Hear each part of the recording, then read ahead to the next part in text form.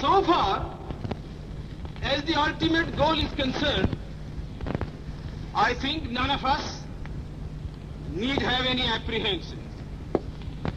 None of us need have any doubt. But my fear, which I must express clearly, is this. Our difficulty, as I said, is not about the ultimate future. Our difficulty is how to make the heterogeneous mass that we have today take a decision in common and march in a cooperative way on that road which is bound to lead us to unity. Our difficulty is not with regard to the ultimate. Our difficulty is with regard to the beginning. Mr. Chairman, therefore, I should have thought that in order to make a start, in order to induce every party, every section in this country, it would be the act of greatest statesmanship for the majority party even to make a concession to the prejudices of people who are not prepared to march together. And it is for that I propose to make this appeal. Let us leave aside slogans. Let us leave aside words which frighten people. Let us even make concession to the prejudices of our opponents. Bring them in so that they may willingly join with us on marching upon that road, which, as I said, if we walk long enough, must necessarily lead us to unity. And if I, therefore, from this place, support Dr. Jaikar's amendment, it is because I want all of us to realize that whether we are right or wrong, whether the position that we take is consonance with our legal rights, whether that accords with the statement of May 16th or December 16th, leave all that aside. This is too big a question to be reduced to the position of mere legality. It is not a legal question. I say leave aside all these considerations and make some attempt whereby those who are not prepared to come will come. Let us make it possible for them to come. That is my appeal. In the course of the debate that took place, there were two questions which were raised and which struck me so well that I took the trouble of taking them down on a note paper. The one question was, it was asked, I think, by my friend, the Prime Minister of Bihar, who spoke yesterday in this assembly. He said, how can this resolution prevent the League from coming into the Constituent Assembly?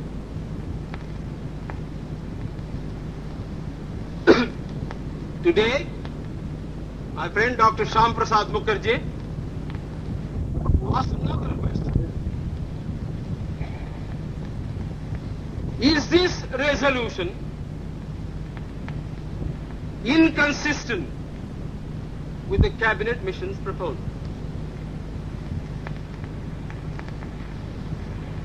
Now, sir, I think they were very important questions. And they I think, ought to be answered. And answered categorically. I do maintain that this resolution, whether it is intended to bring about the result or not, whether it is the result of cold calculation or whether it is a mere matter of accident, is bound to have the result of keeping the Muslim League out. And I'll substantiate what I said. Sir, I invite your attention to paragraph 3 in the resolution, which I think is very significant and very important. Paragraph 3 envisages the future constitution of India. I do not know what is the intention of the mover of the resolution, but I take it that it is a sort of, after this resolution is passed, it will act as a sort of a directive to the Constituent Assembly to frame the constitution in terms of paragraph 3 of the resolution. What does paragraph 3 speak of? Paragraph 3 says that in this country there shall be two different sets of polity. One at the bottom, the autonomous provinces or the state, or such other areas as care to join a united India. These autonomous units will have full powers. They will have also residuary powers. At the top and over the provincial units, there will be a union government having certain subjects for legislation, for execution and for administration. So as I read this part of the resolution, I do not find any reference to the idea of grouping an intermediary structure between the union on the one hand and the provinces on the other. Now, reading this paragraph in the light of the cabinet mission's statement, or reading it even in the light of the resolution passed, having said that we do not want a strong center, and having accepted that there must be or should be an intermediate polity, a sub-federation between the union government and the provinces, I like to know why there is no reference in paragraph 3 to the idea of grouping.